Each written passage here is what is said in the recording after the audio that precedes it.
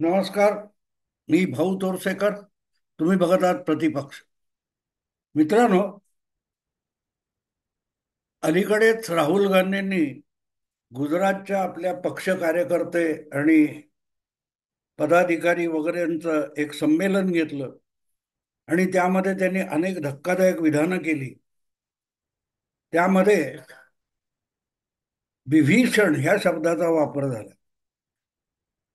अनेक पत्रकार गेले काही महिने काँग्रेस पक्षामध्ये भाजपचे स्लीपर सेल आहेत, म्हणजे भाजप साठी काम करायचं आणि काँग्रेसमध्ये राहून काँग्रेसची दगाबाजी करायची. त्याला स्लीपर सेल म्हणतात किंवा पौराणिक भाषेमध्ये बिभीषण म्हणतात. कारण रामायणामध्ये रावणाचा एक भाऊ आहे बिभीषण. तो रामाला मदत करत होता, म्हणजे आपल्या भावाच्या शत्रूला मदत करत होता. आणि म्हणून बिभीषण हा शब्द त्या अर्थाने वापरला जातो की जो सख्ख्या कुटुंबाशी भावाशी गद्दारी करतो, त्याच्या विरोधात घातपात करून शत्रूशी हातमिळवणी करतो. अलीकडच्या इतिहासामध्ये जयचंद असाही शब्द वापरला जातो. मला आठवतं 1988-87 मध्ये जेव्हा राजीव गांधी पंतप्रधान होते आणि त्यांचं ते पाणबुडी घोटाळा किंवा बोफोर्स तोफांच्या खरेदी मधला घोटाळा हे विषय बाहेर आले. त्यामध्ये अर्थातच अर्थमंत्री आणि संरक्षण मंत्री ही दोन पदं सांभाळणारे विश्वनाथ प्रताप सिंग यांनीच ते घोटाळे बाहेर काढले असं मानलं जातं. आणि म्हणून पुढे त्यांची पक्षातूनही हकालपट्टी राजीव गांधींनी केली. आणि तेव्हा राजीव गांधींनी थेट नाव न घेता व्ही पी सिंग यांना जयचंद म्हटलेलं होतं. तेव्हा आज राहुल गांधी ज्याला स्लीपर सेल वगैरे म्हणतात, तो प्रकार काहीसा तसा आहे. पण खरंच मित्रांनो असं असतं का? खरंच तसं असतं? एखाद्या पक्षामध्ये काही लोक घातपाती म्हणून वागतही असतील, मी नाही म्हणणार नाही. पण ज्येष्ठ नेते जे असतात, व्ही पी सिंग सारखा माणूस हा जो दुखावला गेला नसता तर तो विरोधी पक्षाला जाऊन मिळाला असता का, याचाही विचार करणं आवश्यक आहे. असो, पण मला त्यात पडायचं नाही. मला आज विषय तुमच्यासमोर मांडायचा आहे की ज्या गुजरातमध्ये राहुल गांधींनी हा बिभीषण हा विषय काढला, तो बिभीषण कोण याचं नाव त्यांनी घेतलं नाही. अर्थात 30-40 लोकांना बाजूला करावं लागेल, म्हणजे काँग्रेस पक्षात गुजरातच्या 30-40 लोक तरी गद्दारी करणारे आहेत असा एकूण राहुल गांधींच्या बोलण्याचा रोख होता. पण देशाच्या कानाकोपऱ्यामध्ये वेगवेगळ्या ठिकाणी असे नेते सापडतील. आता त्याची मीमांसा हा वेगळा विषय, पण मला आज फक्त गुजरात मधला बिभीषण हा विषय तुमच्या समोर अधिक तपशिलाने मांडायचा आहे. आणि जे नाव मी सांगणार आहे ते ऐकलं तर अनेकांना चक्कर येईल. चक्कर येईल, खरंच सांगतो, चक्कर येईल. की काय सांगता, हा माणूस काँग्रेसमधला बिभीषण होता, भाजपचा हस्तक म्हणून काम करत होता? अशक्य आहे असंच तुम्हाला वाटेल. पण अनेक धागेदोरे असे आहेत की ते बघितले की लक्षात येतं की काँग्रेसमध्ये आपल्याला भवितव्य नाहीये, कारण काँग्रेस पक्षालाच भवितव्य नाही. पण आपल्याला भाजपत जाणं शक्य नाही, म्हणूनही काँग्रेसमध्ये राहून भाजपसाठी काम करणारे लोक असू शकतात. अनेक जण गेलेत सोडून काँग्रेसला. राहुल गांधींनी ज्याच्याकडे नेमका अंगुली निर्देश केलेला नाही पण सूचित केलेलं आहे, ते नाव अहमद पटेल यांचं आहे. अलीकडेच तुम्हाला आठवत असेल, मला वाटते त्यांचा अहमद पटेल यांचा मुलगा सुद्धा काँग्रेसमध्ये काम करत होता आणि अलीकडेच काहीतरी खुसपट निघालं आणि त्या अहमद पटेल यांच्या मुलाने काँग्रेस पक्ष सोडलेला आहे. दुसरीकडे आजही काँग्रेस पक्षात असलेली अहमद पटेल यांची कन्या ही नाराज आहे. नाराज आहे. असे अहमद पटेल हे भाजपचे काँग्रेसमधले बिभीषण किंवा स्लीपर सेल असू शकतात का?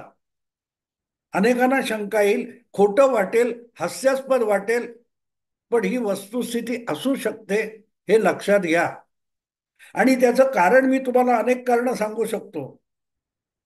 प्रामुख्याने आपल्याकडे महाराष्ट्रातल्या अनेक महाविकास आघाडीच्या लोकांना चक्कर येईल. कारण महाराष्ट्रामध्ये महाविकास आघाडी संजय राऊत आणि शरद पवार यांनी बनवली असा दावा केला जातो. पण त्या महाविकास आघाडीचा जो जनक आहे, अशा 3 माणसांपैकी तिसरा माणूस अहमद पटेल होते. उद्धव ठाकरेंना मुख्यमंत्री व्हायची हौस होती, खूप ठीक आहे. पण म्हणून तुम्ही जाऊन मिठ्या मारल्यात म्हणून काँग्रेस पक्ष उद्धव ठाकरेंना स्वीकारणं शक्य नव्हतं. कारण शिवसेनेचं सगळं राजकारण, महाविकास आघाडी पूर्व राजकारण, हे फक्त काँग्रेस विरोधातलं राहिलेलं आहे. अँटी काँग्रेस राजकारण शिवसेना करत राहिली. शिवसेनेचा पायाच काँग्रेस विरोधातला पक्ष म्हणून घातला गेलेला आहे. आणि एका मुलाखतीत तर बाळासाहेबांनी स्पष्टपणे सांगितलं होतं, ज्या दिवशी माझ्या पक्षाची काँग्रेस होईल किंवा काँग्रेस बरोबर हात मिळवण्याची पाळी येईल, तेव्हा I will shut the shop, मी शिवसेना बंद करून टाकीन, असं साफ साफ बाळासाहेबांनी सांगितलं होतं. अशी शिवसेना काँग्रेस स्वीकारेल मित्र पक्ष म्हणून, ही अशक्य कोटीतली गोष्ट होती. पण ती शक्य करून दाखवणारा चमत्कारी पुरुष हा अहमद पटेल होता. अहमद पटेल होता. उद्धव ठाकरेंना मुख्यमंत्री व्हायचं होतं म्हणून काँग्रेसने पाठिंबा दिला, एवढं सोपं नव्हतं. पण हे शक्य करून दाखवलं ते जितकं संजय राऊत आणि शरद पवार यांनी करून दाखवलं, त्यापेक्षाही सगळ्यात महत्वाची भूमिका ही अहमद पटेल यांनी पार पाडली होती.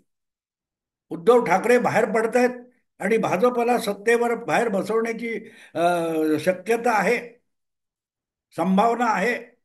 आणि आपल्यालाही सत्तेचा हिस्सा मिळू शकतो, असं गाजर जे शरद पवारांनी काँग्रेसला दाखवलं, तेव्हा सोनिया गांधींचे अत्यंत विश्वासू सल्लागार अहमद पटेल होते. जवळजवळ पहिली 10-15 वर्ष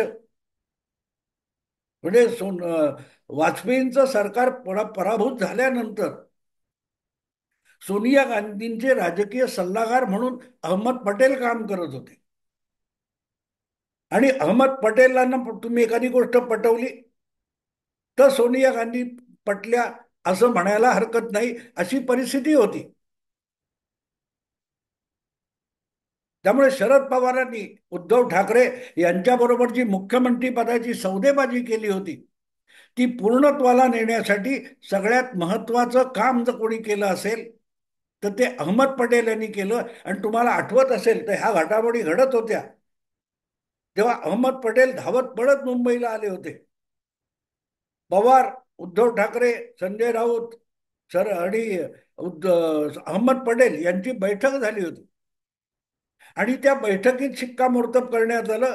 त्यानंतर अहमद पटेल दिल्लीला गेले आणि त्यांनी सोनिया गांधींना गळ घातली. सोनिया गांधींनी ती स्वीकारली, म्हणून महाविकास आघाडीचं सरकार येऊ शकलं, उद्धव ठाकरे मुख्यमंत्री होऊ शकले. त्याचं श्रेय शरद पवारांपेक्षा अहमद पटेल यांना जास्त आहे. आणि तेच अहमद पटेल हे गुजरातमधले काँग्रेसचे गद्दार किंवा काय म्हणाल ते विभीषण आहेत का, असा प्रश्न तुमच्या मनात येईल. पण ते खरं आहे. याचं कारण 2014 पासून किंवा 12-13 पासून हळूहळू करत सोनिया गांधींनी ठरवलं होतं की आपण आता राजकारणातून, सक्रिय राजकारणातून बाजूला व्हायचं आणि पक्ष चालवण्याची सगळी जबाबदारी आपला लाडका पुत्र, आपला वारस राहुल गांधी यांच्याकडे सोपवायची. अशा वेळेला काँग्रेसमधली जी बडी धेंड होती, जे जे ज्येष्ठ नेते होते, त्यांना राहुल गांधींच्या नेतृत्वाखाली काम करणं मान्य नव्हतं. आणि त्यामध्ये सातत्याने अडथळे आणण्याचं जे काम काँग्रेसचे ज्येष्ठ नेते करत होते, त्यांच्या वतीने राहुल गांधींच्या मार्गात अडथळे निर्माण करण्याचं काम काँग्रेसमध्ये राहून सोनिया गांधींचे सल्लागार म्हणून अहमद पटेल करत होते. आणि जोपर्यंत नरेंद्र मोदी यांच्यासारखा खमका नेता काँग्रेसला आव्हान देण्याची भीती आहे, तोपर्यंत गुजरात मधला काँग्रेस नेता म्हणून आपली चलती राहील हे ओळखलेल्या अहमद पटेल यांनी कायम मोदींच्या उघडपणे विरोधात पण छुपेपणाने त्यांच्या पाठिंब्याने उभं राहायचं, हेच राजकारण केलं. ही वस्तुस्थिती नाकारता येणार नाही. मी तुम्हाला एक संदर्भ देतो. मला वाटतं 2014च्या लोकसभा निवडणुका चालू असताना एक एक करत सगळ्याच्या सगळ्या उपग्रह वाहिन्यांनी नरेंद्र मोदी यांच्या प्रदीर्घ मुलाखती घेतल्या होत्या. अखेरीस मोदींची मुलाखत हा टीआरपीचा विषय असल्यामुळे युपीए किंवा काँग्रेस प्रणित दूरदर्शन या टीव्हीला सुद्धा नरेंद्र मोदींची मुलाखत घ्यायला लागली होती आणि नरेंद्र मोदींनी मुलाखत दिलेली होती. त्या दूरदर्शनला दिलेल्या 10-11 वर्षापूर्वीच्या मुलाखतीमध्ये नरेंद्र मोदी यांनी एक असा संदर्भ जाता जाता बोलून दाखवला होता की काँग्रेसमध्ये हडकंप माजला होता. अगदी भाजपच्या कडव्या हिंदुत्ववाद्यांमध्ये सुद्धा अस्वस्थता निर्माण झाली होती. मोदी म्हणाले होते की अहमद पटेल हे माझे चांगले मित्र आहेत. गुजरातच्या राजकारणामध्ये आम्ही सगळे वेगवेगळ्या पक्षात असलो तरी मित्र म्हणून असतो आणि अहमद पटेल तर माझे अतिशय चांगले मित्र आहेत. आम्ही त्याला बाबूभाई म्हणतो. अहमद पटेलला आम्ही बाबूभाई म्हणतो. माहिती नाही आजकाल, म्हणजे 10 वर्षापूर्वी मोदी म्हणाले, माहित नाही आजकाल ते मला खटकून का वागतात, माझा फोन पण घेत नाहीत अहमद पटेल, असा अगदी जाणीवपूर्वक उल्लेख नरेंद्र मोदींनी दूरदर्शनच्या मुलाखतीमध्ये केला होता. आणि मला आठवतं, मला अनेक भाजपवाल्यांनी अस्वस्थ होऊन मुंबईतल्या फोन केला होता की मोदींनी असं सांगायची गरज काय होती आणि खरोखरच अहमद पटेल आणि मोदी यांची दोस्ती आहे का. खरं खोटं कोणाला माहिती, म्हटलं मला माहिती नाहीये, पण मोदी म्हणालेत ही वस्तुस्थिती आहे. पण तुम्हाला आठवत असेल तर ती मुलाखत काय ती प्रकाशित झाली, ब्रॉडकास्ट झाली, प्रक्षेपित झाली आणि विनाविलंब काही तासातच अहमद पटेल यांनी दणादण सगळीकडे वेगवेगळ्या चॅनेलना बाईट देत सांगितलं होतं की अजिबात नाही, मोदींची आणि माझी कुठलीही सलगी नाही, मैत्री नाही, काही नाही. पुढचा आठवडाभर तरी अहमद पटेल मिळेल त्या माध्यमांना आपली आणि मोदींची दोस्ती नाही, सलगी नाही, हे कानी कपाळी ओरडत फिरत होते. पण दरम्यान मोदींचा हेतू सफल झाला होता. काँग्रेसच्या गोटामध्ये अहमद पटेल यांच्याविषयी शंकेचं वातावरण निर्माण झालं होतं.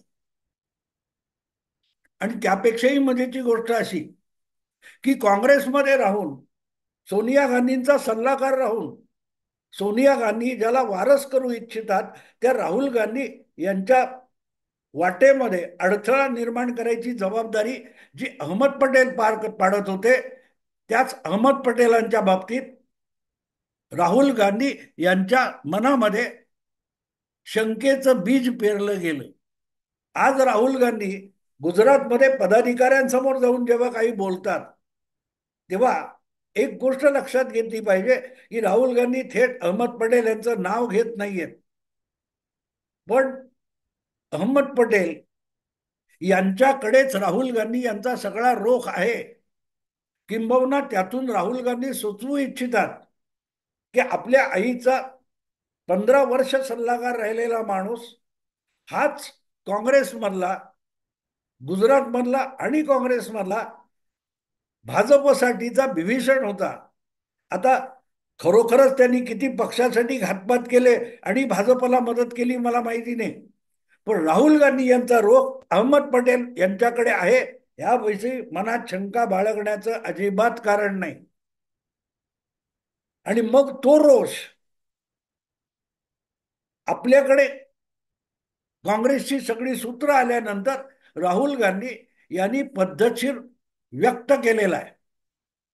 कितीही नापसंती असली तरी 2017च्या विधानसभा निवडणुकीत गुजरातच्या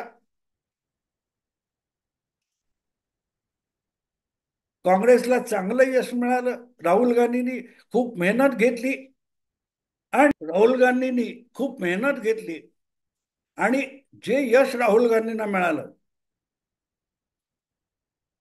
त्यानंतर हळूहळू अहमद पटेल यांची पक्षातला जो वर्चस्व होता तो कमी होत गेला. या सगळ्या गोष्टी बारकाईने लक्षात घ्या मित्रांनो, लक्षात घ्या. मुद्दा असा असतो की ते नाव थेट घ्यायचं नाही पण सूचित करायचं. पण त्यानंतर म्हणजे अहमद पटेल मला वाटते करोना काळामध्ये गेले, आता त्याला 5-6 वर्ष झाली. पण त्यानंतर त्यांच्या मुलीला किंवा मुलाला काँग्रेस पक्षामध्ये कुठलंही महत्वाचं पद मिळणार नाही याची काळजी राहुल गांधींनी घेतली. म्हणजे आपल्या आईचा जो सल्लागार होता त्याच्या पुढच्या पिढीला काँग्रेसमध्ये स्थान राहू नये याची काळजी राहुल गांधींनी व्यवस्थित घेतलेली आहे जेव्हा त्यांच्याकडे ही सगळी सूत्र आली. आणि इथे एक गोष्ट लक्षात घ्यायला लागते की मग मोदींनी जे म्हटलं होतं की आम्ही बाबूभाई म्हणायचो आणि दोस्त होतं वगैरे वगैरे वगैरे, ते आणि राहुल गांधींचे आजचे शब्द जोडले तर मग काँग्रेसमधला विभीषण कोण होता हे वेगळं सांगायची गरज उरत नाही. गरज उरत नाही. मुद्दा असा असतो मित्रांनो की ज्या पद्धतीत राहुल गांधी आपल्या वडिलांच्या किंवा आईच्या काळातले त्यांचे जे सहकारी होते त्यांचा काटा काढत सुटले होते, त्याचा परिणामच महत्वाच्या पदावर बसलेल्या अहमद पटेल यांना घ्यावा लागला. आणि म्हणूनच एक एक करून जे सोनिया गांधींचे विश्वासू सहकारी होते ते बाजूला होत गेले, तरी त्यांची लढाई आतल्या गोटात बसून अहमद पटेल पूर्ण करत होते. हा, त्यामुळे त्यांनी पक्षाला किती निकामी केला हा स्वतंत्र विषय, तो स्वतंत्र विषय. पण एक गोष्ट लक्षात घ्यावी लागते की हे सगळं करताना राहुल गांधी एक विसरतात की जर पक्षाचे सगळे निर्णय तुम्ही घेता तर मग दुसऱ्यांना ब्लेम करण्यात अर्थ नाही. तुम्ही योग्य वेळेला अहमद पटेल यांना खड्यासारखे बाजूला करायला हवं होतं. 2017 नंतर मला वाटतं 2017च्या डिसेंबरमध्ये राहुल गांधी पक्षाचे अध्यक्ष झाले. त्यानंतरही 2 वर्ष अध्यक्ष होते आणि या 2 वर्षाच्या काळामध्ये सुद्धा अहमद पटेल हे काँग्रेस पक्षाचे एक प्रमुख नेता होते. मग त्यांना बाजूला करण्याचं धाडस राहुल गांधींनी का नाही केलं? तेव्हा त्यांच्यावर आता खापर फोडणं वेगळी गोष्ट आहे. तुमच्या हातात असताना तुम्ही त्यांच्यावर कारवाई का केली नाही किंवा आज आहेत त्यांना नावं सांगून बाजूला का करत नाही? पराभवाचं खापर सहकार्यांवर आणि यश मिळालं तर मात्र तुमचं हे चालत नाही. असो, पण एक गोष्ट आहे की राहुल गांधींनी जे अर्धवट सोडलेली गोष्ट होती त्यात संभाव्य नव्हे तर जवळजवळ शक्य असलेलं नाव काय आहे हे मी तुम्हाला सांगितलं. अनेकांना धक्का बसेल पण ती वस्तुस्थिती आहे. कारण गुजरातचं राजकारण बघितलं तर अहमद पटेल वगळले तर गेल्या 15-20 वर्षामध्ये गुजरातमध्ये काँग्रेसचा ओरिजिनल नेता कोणी राहिला नाही. शंकरसिंग वाघेला यासारखा पूर्व भाजप नेता, संघाचा नेता किंवा मेस्त्री मधुसूदन मिस्त्री म्हणून आहे, हे संघातले लोक घेऊन काँग्रेस पक्ष चालवा लागतो. अशा वेळेला अहमद पटेल यांनी दुहेरी भूमिका केली नसेलच असं मानता येत नाही. असो, मी आता इथे थांबतो. आवडलं लाईक करा, शेअर करा आणि प्रतिपक्षाला सबस्क्राईब करा. नमस्कार.